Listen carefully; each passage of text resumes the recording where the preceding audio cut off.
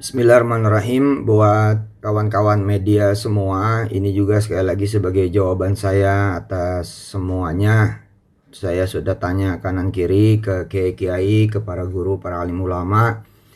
Jawaban semuanya adalah bahwa saya boleh menyampaikan kebenaran. Maka bismillahirrahmanirrahim. Ini juga udah pernah saya sampaikan bahwa hal yang terjadi pada saya dengan izin Allah ini adalah karena awalnya salah sangkanya seseorang yang mulia yang pernah berjasa dalam hidup saya, tapi salah sangka menyangka bahwa saya adalah orang yang sangat tidak beradab, orang yang sangat tidak berakhlak, orang yang sangat jahat, yang sangat buruk. Dan kemudian datanglah sifat hasad, hasud, iri dengki dari seseorang yang juga dimuliakan Allah Subhanahu wa taala, yang juga saya yakin semuanya karena salah saja. Dan ini adalah perbuatan setan yang sama-sama kita harus berlindung kepada Allah Subhanahu wa taala supaya tidak saling menghujat, tidak saling mengorek kejahatan, tidak saling mengorek keburukan, kesalahan yang pastinya ada. Pada tahun 2005 saya dengan izin Allah Subhanahu wa taala dibawa ke televisi oleh seseorang yang menganggap bahwa itulah pertama kalinya saya ke televisi dengan segala ketawaduan dan kerendah hatian sebagai seorang pemula di depan seorang kaya raya yang konglomerat dan juga sahabat saya, salah satu wartawan senior di salah satu koran Islam terkemuka. Ya, saya tidak banyak bicara kecuali berterima kasih dan mengiyakan. Tapi saya sudah masuk TV dulu sebelumnya dan bahkan sudah ada di radio, ya salah satu radio paling terkenal sepanjang tahun 2004. Dan 2005 ujung itulah saya juga masuk ke salah satu TV juga, TV swasta paling terkemuka, dan kemudian membesut sinetron Tukang Bubur Naik Haji. Ala kulli hal, peristiwa saya dibawa ke TV sekali-kalinya itulah dianggap sebagai sebuah jasa yang luar biasa dan saya tidak menampik. Benar-benar itu saya sangat kenang bahwa tetap itu adalah sebuah proses dari sebuah perjalanan. Dan disinilah saya belajar memang saya tidak bertata krama, tidak berakhlak. Sebab orang itu mencintai saya dengan tulus, orang itu mencintai saya dengan ikhlas. Saya sampai tidak pernah berani menyebut nama, khawatir benar kemudian orang membenci beliau dan kemudian berdampak pada ekonominya, berdampak pada usaha restonya. Dan ini saya sampaikan di Istiqlal tahun 2014 ketika beliau kemudian naikin 2 file pertama ke YouTube yang disitu penuh dengan narasi kemarahan dan kebencian. Saya liatin bolak-balik 2 file itu, ya, dari peristiwa 2005 ke 2014 kurang lebih. Narasinya ternyata memang berasal dari saya tidak tahu diri, saya memang kurang akhlak. Nah, dari sinilah kemudian teman-teman mesti hati-hati dengan hal kecil, karena hal kecil ini kalau tidak di-maintain akan menjadi hal yang sangat besar. Dan kemudian ketemu momennya karena masuk dengan memukul saya dengan izin Allah lewat kekurangan saya dan kesalahan saya yang nanti akan saya ceritakan. Sampai sini kemudian saya liatin apa kesalahan saya, kok orang yang mencintai saya sampai sebegitu rupanya gitu. Saya liatin dua file YouTube di tahun-tahun pertama itu.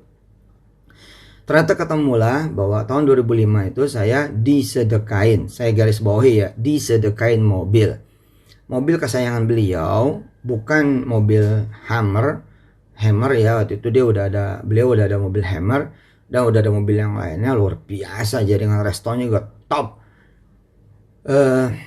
Beliau punya mobil Elf, tapi Elf itu yang dibanggakannya karena udah disulap demikian rupa mobil Elf itu menjadi seperti rumah berjalan.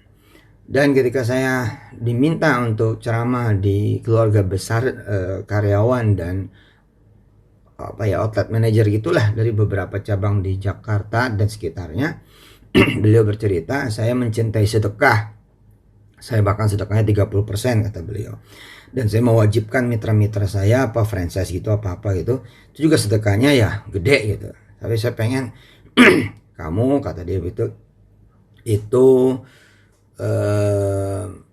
bercerita tentang sedekah supaya sama semuanya. Datanglah saya. Nah, kemudian ketika datang seperti biasa, Saya bercerita tentang sedekah dan saya nyuruh sedekah. Namanya juga saya ceramah tentang sedekah, maka saya nyuruh sedekah. Nah, peristiwa itu sebenarnya dilihat oleh beliau bahwa itulah yang menjadi kebiasaan saya ketika saya bercerita tentang sedekah. Memang saya seperti nodong, memang saya seperti maksa, tapi terserah. Bukan nodong dan maksa lalu saya gondol, hampir nggak pernah.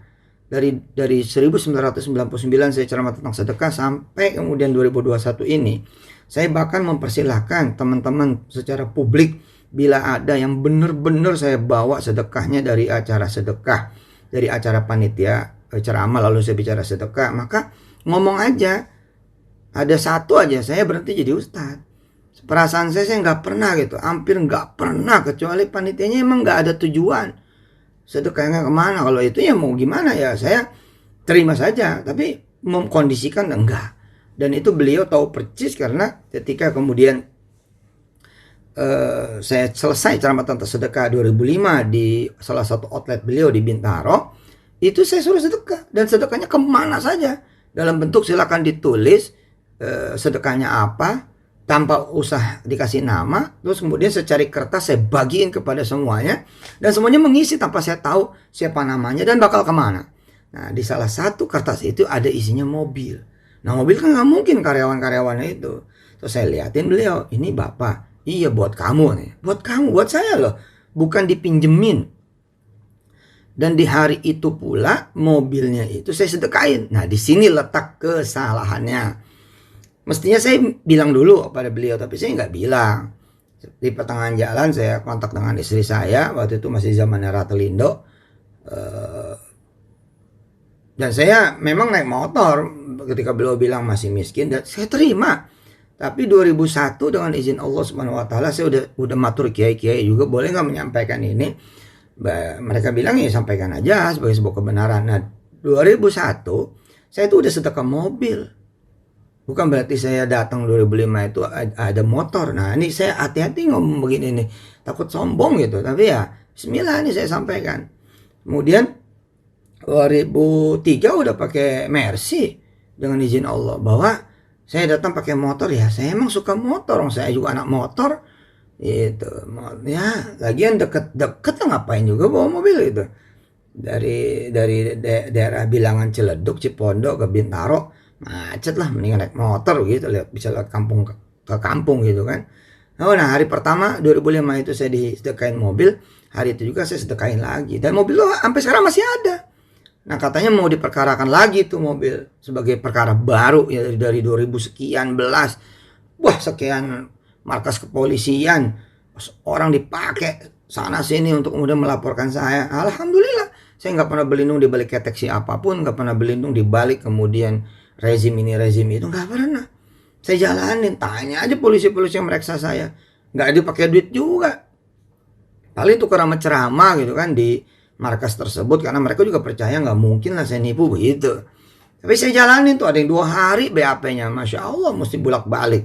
Ada yang kemudian balik lagi, revisi apa, ada macam-macam udah. Ya saya jalanin aja. Ada kali 5 atau 8 gitu.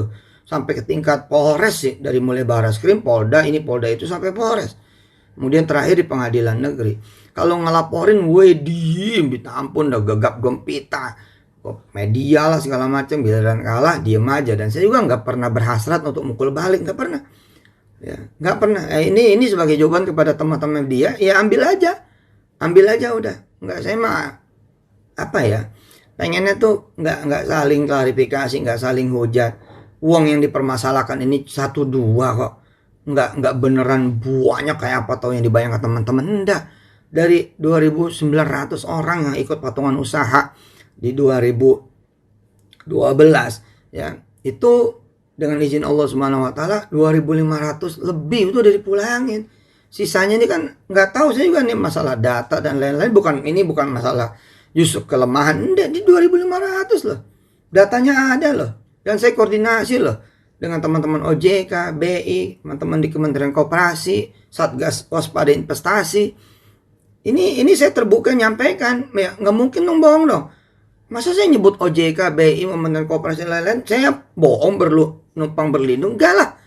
Nah, peristiwa 2012 patungan usaha itu nih ceritanya lompat-lompat nih. Itulah yang kemudian melahirkan aset manajemen syariah umat. sekian puluh tahun nggak pernah punya loh aset manajemen syariah. Sekarang punya loh. Ini udah waktunya terbang. Umat juga nggak ngerti apa-apa dengan izin Allah. Sedikit sekali yang mengetahui tentang dunia keuangan. Ini kita bawa bahwa masih ada cacat-cacat di perjuangan kita menegakkan ekonomi umat. Ya ayo. Wong sego nggak kemana-mana. Hotelnya juga berdiri dengan segala macam rupa. Kita tanggung dengan izin Allah. Udah mah bengkak pembangunannya. Udah mah kemudian nanggung bunga BTN yang sebulan bisa 500 juta. Terus kemudian menanggung beban mesti nambahin beli tanah, kemudian motong 2 lantai. Kalau nggak ada diskresi dan segala macam, wah nggak kepake tuh hotel. Ya namanya juga anak muda zaman itu. Banyak kekurangan, banyak kelemahan, tapi kan itu yang dibimbing oleh OJK, oleh teman-teman BI, sehingga lahirlah Imani Syariah, Imani Syariah, kemudian lahir Petren Asset Management, dan lain sebagainya. Semua belum berakhir. Semua masih perjalanan, belum berakhir, dan saya masih berdiri. Nah, ketika saya melihat ini dipulangin adalah sebagai solusinya, ya saya pulangin. Rentang dari 2012 sampai 2021 saya dengan kawan-kawan dengan izin Allah memulangkan loh 2.500 lebih loh. Masa nggak jadi sebuah pembuktian bahwa ada yang belum dipulangin. Nah ini yang kelihatannya dirawat, jadi kayak nggak kepengen dipulangin, nggak boleh dipulangin. Ada yang minta ganti 1,8 miliar dari investasi 10 juta. Yang terakhir nih gugat lagi ke pengadilan negeri. Satu orang 2,5 juta apa 5 juta gitu minta gantinya sampai 80 jutaan sekian sampai 100 juta. Ada tuh istilah kerahiman. Kalau kerahiman sih saya pasti ngasih tuh dengan istilah saya lebihin terus tuh. Nggak pernah juga pas-pasan. Bisa 10% saya lebihinnya. Ya namanya gua duit orang ya, tapi kan udah balik aja udah alhamdulillah, nggak ada delusi loh, dan nggak kabur loh, proyeknya juga ada loh, dan berhasil kita melahirkan banyak regulasi secara misi keumatan mah nggak ada cacatnya. Ini mah ada memang orang yang dendam sama saya, salah sangka sama saya dengan izin Allah, itu yang kemudian nyari kesalahan ini. Ya kalau dicari mah siapa juga hari ini yang kagak ada kesalahan, saya ngakuin itu. Tapi 2.500 lah. Datanya ada loh dengan izin Allah. Nah itu begitu mau dipulangin minta 1,8, minta sekian. Ya kalau saya ikutin nanti gimana dengan yang lain? Nggak adil dong saya dan jadi masalah kan begitu. Nah hotelnya sendiri juga biar adil kita wakafin kok. Kita jadiin kemudian itu pesantren. Udah berdiri kapan tahu. Enggak, anak saya juga sekolah di situ ya bayar. Sekolah di Darul Quran bayar. Ya, oke kembali lagi ke persoalan awal ya. Ini udah pernah saya sampaikan loh sebenarnya, cuman nggak rame kan kalau kebenaran mah. Tapi kalau begitu mah pasti rame. Izin Allah Subhanahu Wa Taala. Mudah-mudahan ini tidak mengurangi pahala dan kebaikan dari siapapun ya, dari beliau, dari saya, dari siapa aja yang terlibat kan semua maksudnya baik. Ya, saya dibilang nggak pernah mau ketemu gimana? Orang sih udah minta maaf, tapi nggak dianggap permohonan maaf saya. Rupanya begitu. Kemarin laporan polisi minta dicabut, saya cabut. Tapi begitu saya cabut, narasinya begitu lagi. Padahal udah ada surat permohonan dan permintaan maaf yang ada di Bareskrim surat itu. Gak pernah tuh saya publish kemana-mana tuh. Gak pernah beneran. Malah ceritanya, wah ya udahlah, emang mau begitu. Nah teman-teman media, ini sebagai jawaban juga ya. Silakan, saya agak kurang berkenan ya. Press conference untuk urusan beginian, udah ambil aja dari Instagram saya dan Facebook saya. Nah, ketika saya disedekain mobil dan saya sedekain lagi, di situ persoalannya. Pertama, saya menganggap ya udah disedekain kan, ya udahlah bukan urusan saya juga gitu. Nah, ketika perpanjangan STNK, nah di situ saya salah pakai sopir saya. Mestinya kan yang ngomong saya lah, ke beliau yang ngasih, masa sopir saya. Nah, saya nggak dong tuh. Disitulah kurang adab gitu. Nah, saya nggak nyangka ya peristiwa ini kemudian jadi kemana-mana. Nah lumayan bertahun-tahun tuh yang minta sopir saya, minta sopir saya. Saya alhamdulillah tuh 2005 udah pakai Alphard itu. Alphard masih 8 biji kali 2006 tuh. Alhamdulillah izin Allah Subhanahu Wa Taala. Subhanallah dah. Rezeki mah bukan main dah, karena sedekah itu luar biasa.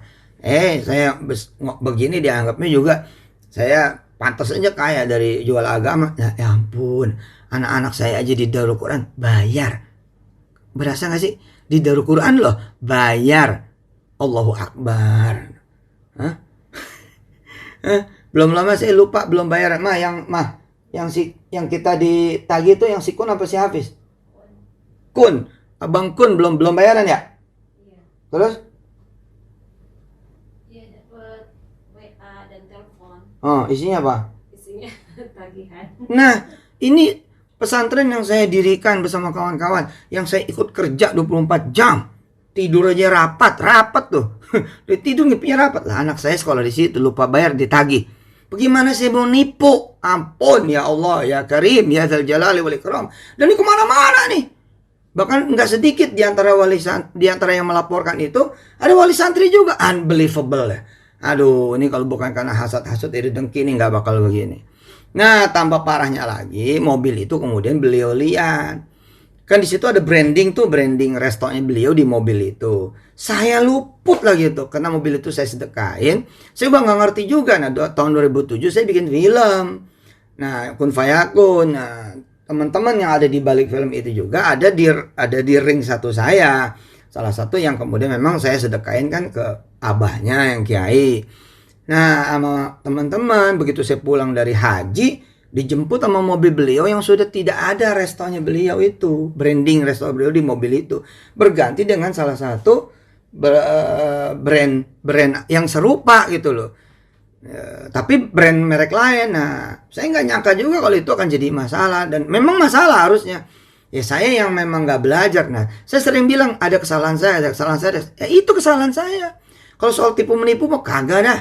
Terus saya dibilang juga soal batu bara, enggak. Dari dulu saya malah ngalah mulu. Saya ikut ganti, ikut bayar di beberapa orang. Ada satu orang malah 23 miliar itu. Saya nggak tahu tuh dari mana bisa ganti itu. Belum yang lain-lain tuh, yang nyelonong ke rumah saya. Tapi kalau sekarang mah enggak lah, saya bilang. Kalau sekarang ada yang mau mempermasalahkan lagi, saya bilang ke polisi aja sih udah. Buktiin di sono aja udah. Selama ini juga ke polisi melulu, pakai pengacara melulu, ya nggak apa-apa. Nah, jadi kemarahan lah itu dianggapnya saya punya usaha yang serupa dengan usaha beliau, nggak tahu diri, nggak tahu akhlak, nggak tahu adab, kira-kira seperti itu. Nah, gara-gara itulah kemudian terjadi seperti sekarang. Dia modalin betul semua orang untuk kesana kemari tuh orangnya beliau untuk mencari di mana kesalahan saya. Ya, kepada Allah saya pulangin, terserah. Kemarin juga ada teman-teman media kan yang mau wawancara saya bilang enggak, silakan aja dari belah sono. Dan saya lihat memang udah naik tuh yang dari belah sono. Ya nggak apa-apa, bismillah aja. Dan saya serahkan kepada teman-teman semua, mau narasinya kayak apapun saya serahkan, terserah. Saya pengen bangun rumah tahfiz saya di mana-mana. Sekarang rumah tahfiz sudah 1.400-an yang berbendera Darul Quran dengan izin Allah Subhanahu wa taala. Itu duit donasi udah kayak apa tuh? Udah nggak ngerti lah. Makan minum semua gratis, ya, menggerakkan muhsinin seluruh Indonesia, bahkan mancanegara, orang-orang Islam Indonesia yang ada di luar, dan ribuan yang beririsan. Dan di mana-mana tahfiz sekarang menjadi program yang nomor 1 di sekolah, di madrasah, di tempat kuliah. Alhamdulillah gitu. Nah, di sana saya sebutir beras aja nggak bisnis tuh, pakaian seragam nggak bisnis tuh, apalagi nipu. Duitnya tuh yang beredar bukan miliar, ratusan miliar yang beredar. Ini yang diperkarain 5 juta, 10 juta. Saya kalau ngomong kayak gini salah. Kan duit orang kecil, iya, tapi 2.500 sudah saya pulangin. Kalau masih ada yang belum dipulangin, ini mana sini? Ada kalanya saya punya duit, ada kalanya saya enggak. Kalau saya enggak punya duit, ya saya bagi 2, bagi 3 gitu. Kalau punya duitnya langsung. Nah, 2 tahun terakhir kan siapa juga tahu ini COVID. Iya, memang kecil dikit-dikit, tapi kalau sekali pengajuan 20-30 orang kan ini berasa gitu loh. Yang begini nih saya bagi-bagi gitu. Tapi emang ada yang kayak nggak mau selesai. Ini 5 orang tuh yang mau gugat pengadilan negeri minggu yang lalu tuh didaftarin. 5 orang lo bayangin. Ini apa gitu loh. Bukannya ayo maju bangun bangsa dan negara. Emang saya penjahat kayak apa juga sih gitu. Kemudian ada lagi tuduhan itu, ya udahlah terserah lah, mau nuduh apa terserah lah. Kalau emang udah begitu ya mau diapain gitu. Nah, sekali lagi teman-teman, ini saya udah minta izin para kiai. Besok udah mau berangkat muktamar juga. Saya ikut di muktamar NU Lampung. Insya Allah mudah-mudahan Allah sayang saya dan bisa menyelesaikan semuanya.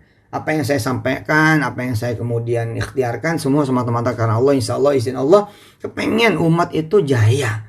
Bukannya umat selama ini selalu mengeluh. Umat ini selalu, mana orang kaya dari kita-kita, mana orang besar dari kita-kita, mana usaha yang dari kita-kita, mana yang punya kita. Lah, giliran punya ada sedikit ini juga usaha ya. Masa iya bisa langsung jalan juga? Ya mari gitu. Apa yang memang belum selesai kita selesaikan. Apa yang belum sempurna kita sempurnakan. Apa yang masih kurang juga, ayo mari kita perbaiki semuanya. Bismillahirrahmanirrahim. Saya nggak akan pernah berhenti juga menegakkan ekonomi umat, ekonomi bangsa dan negara. Nggak akan pernah berhenti. Bismillahirrahmanirrahim. Apalagi berhenti jadi ustadz. Enggak lah. Ya. Waktu pertama kali ketemu saya sama beliau lagi untuk minta maaf, beliau cerita, kamu nih pakai tarif, udah diberangkatin sama orang, pakai pesawat, sampai sana kamu cerita tentang sedekah, sampai sana kemudian terkumpul duit 60 juta, kamu gondol lagi ke Jakarta. Wah, kayak apa kamu ini jahatnya? Lah, saya bilang, bagaimana cerita ada begitu? Nah, tapi karena waktu itu suasana dan nuansanya gimana-gimana, ya saya bilang, ya Pak, insya Allah saya perbaiki. Dalam hati saya, nanti saya akan kontak beliau yang dimaksud itu sebagai informan dia, mau nanya, bener gak gue begitu? Kata beliau nih, belum sempat saya ngomong, baru desiran hati, Pak, katanya, orangnya udah meninggal dunia, anak kejadiannya di Medan. Untungnya ini alhamdulillahnya saya punya saksi. Tiket beli sendiri. Ketika kemudian berangkat sampai di Medan, memang saya celana tatak sedekah dan gelar sorban. Duit terkumpul memang 60 juta. Tapi demi Allah, seperak juga gak saya bawa. Lah kok bisa begitu? Lah ternyata emang orang emang masalah. Sejak ikut Ustadz Arifin Ilham udah masalah. Buat sendiri majelisnya di sono dengan nama Ustadz Arifin Ilham juga masalah. Ya udah mau diapain gitu loh. Nah kayak gitu-gitu tuh informasi yang beliau terima. Jadi saya mah yakin ini salah informasi semuanya. Nah saya nggak bisa ketemu kok. Kalau bisa ketemu saya temuin. Kagak bisa beneran. Terakhir ketika di polisi di Bareskrim, ya ketika saya cabut laporan saya yang nyalain lapor loh. Yang saya lapor itu ngomong, oh ente kalau mau ketemu mau gampang. Gampang bagaimana? Aksesnya kagak ada. Ditutup. Saya mah Yusuf Mansur, Pak. Tiap hari juga live di Sokmed. Urusannya kagak ada yang kita macem-macem lah. Nggak ada lah. Bismillahirrahmanirrahim aja lah. Gitu. Ya teman-teman maafin saya. Pokoknya kalau ada yang nggak beres, ya ayo kita selesaikan. Nah sekarang udah bergulir nih. Babak baru lagi nih. Di pengadilan baru lagi. Aduh. Ya udah jadi ibadah semuanya. It's only only a piece of cake gitu aja lah. Pokoknya kalau punya masalah ya udah nih bagian dari ya sepotong kue gitu. Bismillahirrahmanirrahim. Saya doain semuanya mudah-mudahan barokah. Niatnya juga kan pada dakwah, pada jihad ya bagus. Mudah-mudahan sama-sama bisa gandengan tangan di kemudian hari dan membangun ekonomi umat, bangsa dan negara. Saya Yusuf Mansur masih sampai sekarang masih penasaran. Saya pengen juga dalam tanda petik minta teman-teman publik juga ikutan itu loh. Siapa yang pernah jadi panitia saya sejak dari 1999 sampai 2021. Kalau emang ada cerita saya minta duit, naripin duit dan ngegondol duit sedekah. Tapi bener loh ya. Jangan cuma ngecap. Nah, kalau benar ya monggo sampaikan gitu loh. Satu aja. Saya berhenti beneran jadi ustadz, udah berhenti dah. Ya nggak apa-apa juga istirahat. Ya ini semata-mata saya sampaikan. Mana buktinya gitu loh. Agak ada bos. Itu. Nah soal saya nipu dan segala macam. Enggak lah. Itu kan berangkatnya juga bukan dari bisnis. Tapi dari proyek keumatan. Ya tapi mana hasilnya? Yuk mari kita selesaikan dong. Mari. Memang gampang kata melahirkan aset manajemen. Tanya tuh teman-teman aset manajemen. Gak gampang. Lebih gak gampang lagi jalaninnya. Nah ini kan lagi proses semuanya. Bismillahirrahmanirrahim. Ntar juga berbentuk. Percaya mau saya. Nih dikit lagi nih. Ada divestasi. Ya dari aset manajemen kita. Ke salah satu perusahaan yang asetnya 300 triliun. Apa enggak itu kemenangan umat? Oh itu kan punya Yusuf Mansur. Aduh Pak. Kalau ya saya untung juga buat rumah tahfiz Pak. Ampun dah. Saya mah ngajar tauhid, ngajar iman, Allah dulu, Allah lagi, Allah terus. Kalau pengen mobil apa aja, tinggal minta sama Allah. Pengen rumah, tinggal minta sama Allah. Duit tinggal minta sama Allah, gampang udah. Ya tapi mana, pulangin dong punya duit orang. Itu 2.500 loh, udah saya pulangin mau lihat datanya. Nah, di sini nih sebaik-baiknya ngadu data di polisi. Sebab apa aja dibelokin, apa aja dinarasiin jelek, apa aja diputar balikin. Ya mah, ya udahlah. YouTube udah kayak apa tahu, udah kayak apa so tahu aja isinya begini begitu bilang. Ketemu saya aja pada belum. Bagaimana antar umat itu. Tapi kalau saya saling maki, saling hujat kan kagak bagus. Ya akhirnya saya tutup dengan silahkan menarasikan apa saja. Yang ini gimana? Ini mah saya udah dauhnya para kiai. Mansur sampaikan kebenaran. Ya begitu. Saya udah muter-muter juga zaman dulu ketika kemudian dibikinin buku ini buku itu, dibagiin kepada kiai ini kiai itu, majelis ulama semua. Saya dipanggil sana sini, saya laporan balik, ya begini kiai begitu kiai. Udah saya sampaikan. Terus saya pernah disidang sama Habib Rizik tahun 2014 juga kalau nggak salah apa berapa gitu. Dianggap bohong. Lah Habibnya masih ada. Tanya aja ntar kalau beliau diizinkan sama Allah keluar. Ayo nggak apa-apa berani saya mah. Nggak ada masalah juga. Nah justru yang minta saya disidang itu kagak datang. Ya beliau sama orang-orang itu kagak datang. Bagaimana? Sampai Habib Rizik berdiri, demi Allah Habib Rizik berdiri lalu bilang ini Yusuf Mansur yang benar karena dia datang. Tuh coba orang apa coba? Tuh orang masih hidup. Mudah-mudahan kita doain keluar beliau beneran. Ntar dah kalau beliau enak hati begitu keluar, kita datang kepada beliau. Bener gak Yusuf Mansur ngomong begitu? Gitu. Makasih deh, panjang lebar nih jadinya. Makasih teman-teman media. Makasih sekali lagi. Wassalamualaikum warahmatullahi wabarakatuh.